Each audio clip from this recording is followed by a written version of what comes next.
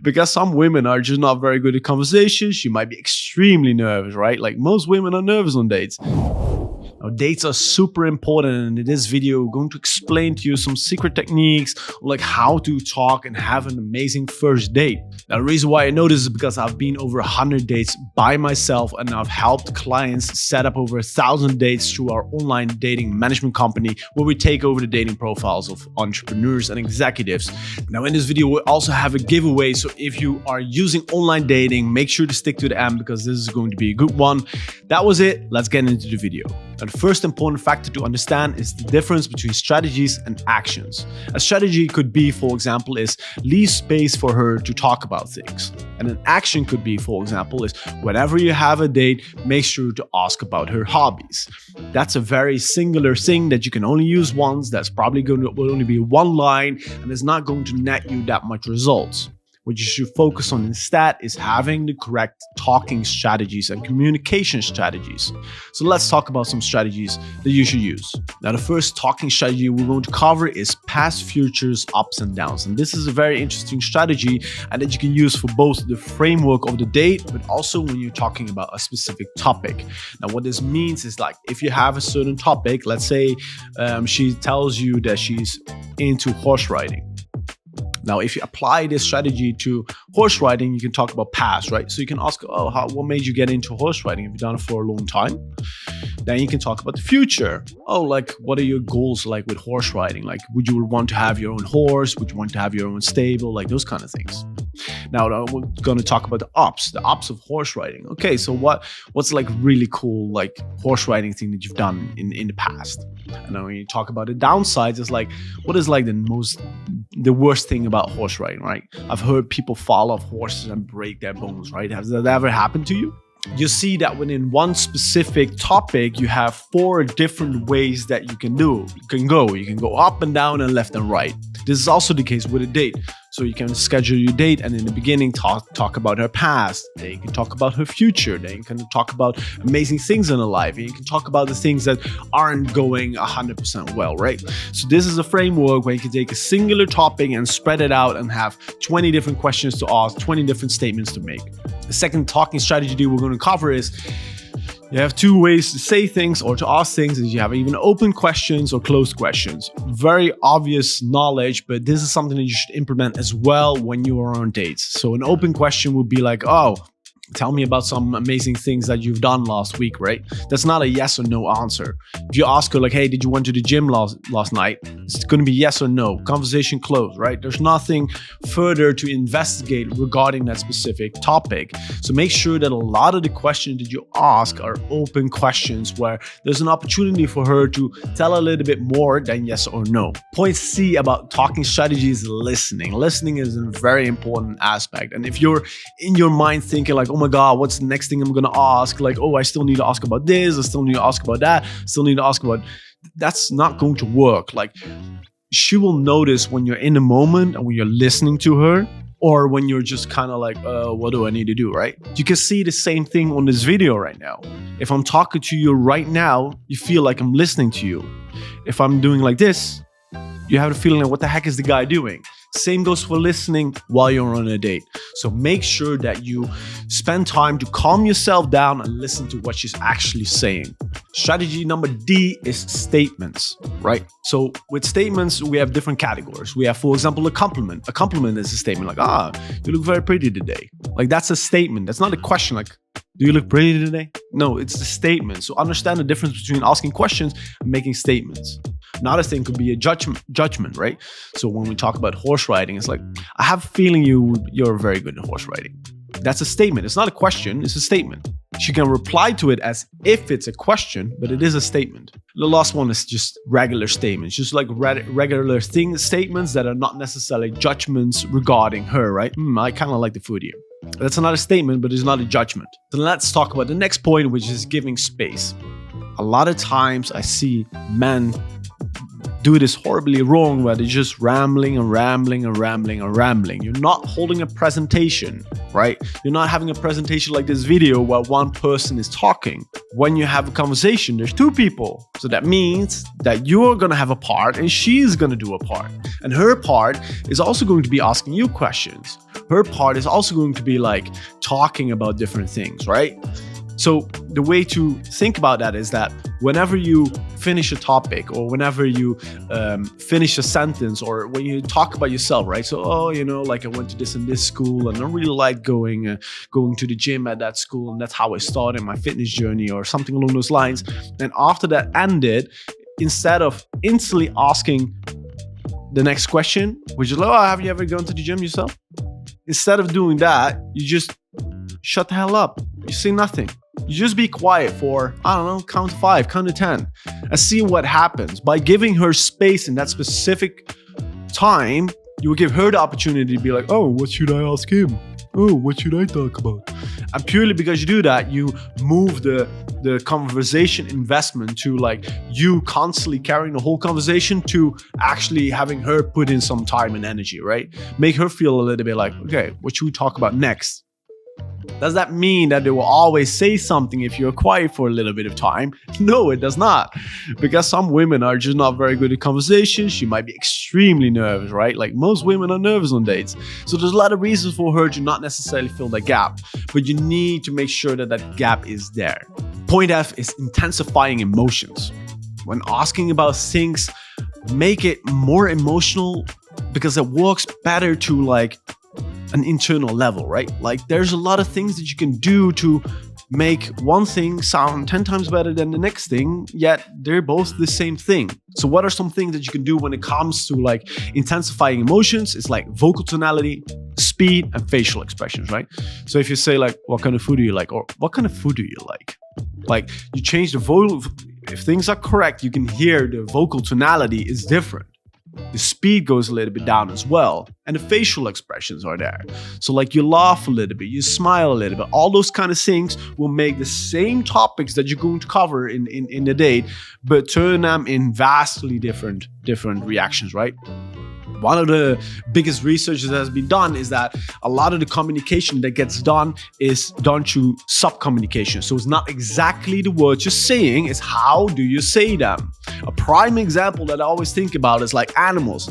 Animals cannot talk. They can only say woof woof or meow meow, right? That's the only thing that they can say and you don't understand it. Yet by the way that they say it, you find this animal cute. You're thinking, oh, that's such a cute thing to say, right? The meow of like, hey, I need attention, or the meow, I'm hungry, is often also different because the meow of I'm hungry is very loud and it's very, very obnoxious. So keep that in mind to intensify emotions. Therefore, you say things in a different way. Now, a quick explanation on how to practice this is just record yourself, just like I'm doing right now. Record yourself in front of the mirror or just your phone, and then just say the same stuff, but say it different. Point 3 is leading. You need to lead the conversations. Women love to gossip and they are very good at talking, but often when you have the initial conversation in the beginning of a day, when you first get to know somebody, they're not going to carry the conversation, right? Like they're not going to be like, oh, blah, blah, blah, blah, blah, blah. It's very weird. Like when you see a man and a woman first meeting up, it's very weird to have a girl that's higher energy, more invested, like talks more, like you get a kind of a emasculating feeling. You're like, the heck is going on? Calm down, sit down. Let's have a peaceful conversation. It's not common. So what will most likely happen is she'll be quiet. So in the beginning of a conversation, in general with people, but definitely if you're dating a girl, is that you will have to carry the conversation. You will be the one that is going to make sure that topics are being covered, that you find out if she's a good fit for you, if you find out what her red flags are, what her blue flags are, or green flags are, all those kind of things. That's all on you. So make sure that you understand that the leading part, that's going to be your responsibility. Is it always going to go right? No, it's not always going to go right, but that's totally fine. Like you can practice that. If you are a more timid character, like going doing speaking engagements, like Toastmasters, doing all those kind of things, like giving presentations at school, at work, like all those things will help you become better at leading conversations. You can even practice it with friends or with people that you know. It's like, hey, prepare beforehand. Oh, yeah, I want to talk about these 5 things with this person. Let's see, I'm meeting a friend. Like, okay, I'm going to cover these 5 things. And then just talk about those 5 things and make sure you cover those 5 things. By you covering topics beforehand, knowing what topics to cover and covering those topics in conversations, therefore you're leading, because he's not going to bring up those topics, right? If one of those topics is like, oh, I want to talk about my mom who just fell off a bike, which actually happened. She's okay, guys, calm down. But in order for you to be able to cover that topic, you'll be able to learn better how to lead a conversation. Now, the point 4 is that vibe matters. Just same as like intensifying emotions, it's like the overall vibe of the conversation matters a lot. What you should want to aim for is you want to have a conversation that's playful, that's fun, that like is nice for the girl to be at. You don't want her to be like, you kind of want to go home. Even if she doesn't like you for whatever reason, at least make sure that she's having some fun, that it's lighthearted, that it's not super serious. She doesn't get the feeling like she's being interrogated by an officer from the army, right? You want to get to a point where it's like a fun and playful interaction that you're having. Point number 5 is very interesting, is find your interest points. Everybody has certain things that they love, and there are certain things that they absolutely hate. Now, there's also something to say about figuring out the things that you hate. But in general, you should focus on the things that she finds very interesting and very fun to talk about. So if after the date, you can make a point list of like, hey, these are the 5 points that she's very passionate about, that she finds very interesting, that she can talk about for like 5 hours, she will feel very understood and she will be attracted to you, even though you might not have talked a lot. Like, this has happened to me in both ways, right? I always used to go out, and then one of my friends once told me, like, a girl, she was like, Koen, like, I saw you talking with this girl. Like, how comes like after like 10 minutes they're telling you their whole life story and stuff like that? One of the reasons is because I actually listen and figure out who they are. But that's something that you want to get towards, a point where people feel comfortable to talk about their whole life story and talk about everything they find interesting, and etc., etc. And you just not saying they're nodding, and then afterwards, you go, oh, it's such a nice conversation. Even though it might not have been a conversation, even though it might have been a situation where she did all the talking. I also had the reverse thing happen one time. I met this girl when we were out partying, and she was a friend of a friend, and we were talking for quite an extended period of time. And then the last day I was like, oh, she's really cool, I really like her. And then I figured out what we talked about. We talked about me. So for like 1 or 2 hours, we were talking about me, and me. And then I was like, oh, well, so what do I know about her? Nothing. I knew nothing about her, yet I was still attracted to her purely because I was talking about me and I felt understood, and she knew the points that I would like to talk about. So point 5 is find your interest points. Very useful to know. Okay, point number 6 is own the silence. Be comfortable in sitting in silence with her and not necessarily constantly bringing up topics. Obviously, you need a lead, etc., but it's very important that sometimes you just don't say anything and just sit there and you just make sure you're not like super awkward and be like, because if that's the case, it's better to like bring up some topic or something. But you being able to be in a situation with another person, doesn't even have to be a girl or a woman, can just be a regular other person in the elevator, and just owning that silence and just being there without being, that will be very helpful, because that will make the other person a little bit more conscious, and them looking at you and seeing you being super relaxed gives them an idea like, oh, this person is in charge. This person is not easily scared. Next thing is practice, right? As we stated in this video previously, it's very important that you practice the things that you talk about, or not practice the things that you talk about, the things that you're going to talk about. You need to practice the topics that you're going to cover, right? And there's the big difference. If you are an introverted guy and you've had 3 dates and they all blew up, or if you have 5 dates or 10 dates and they all blew up and they all went bad, you might need to practice more. If you're a guy and your conversion rate is 80% and most women like you a lot, like me, I don't have to sit down and practice. Can I practice? Can I become better? Can I set up a whole... Yes, of course. But do I need to do that in order for me to get results? No. So just analyze, hey, am I getting results? Are you not getting results? Why is that? 1, you don't have the knowledge, and 2, you don't have the skills. Having the knowledge does not necessarily mean that you have the skills. You can watch this video, hey, you're watching this video, and then after this video, It goes in here, it goes out there. Like, these are skills. This is not something that like you learn one time and you're able to do. Like, one exercise that we used to do before going to bars in the weekend is we would be able to talk to a wall. If you're able to talk to a wall, come up with topics, not be affected, ask different questions, make different statements. If you are able to do the things covered in this video for a certain period of time, even if at the beginning you only can do it 5 seconds, right? Let's say you can only do 5 seconds. Try to train that up to 5 minutes. If you're going to be able to talk to a wall for 5 minutes, how good do you think you'll be able to get if the other person sometimes says something back? So not even like always, but sometimes asks a question back.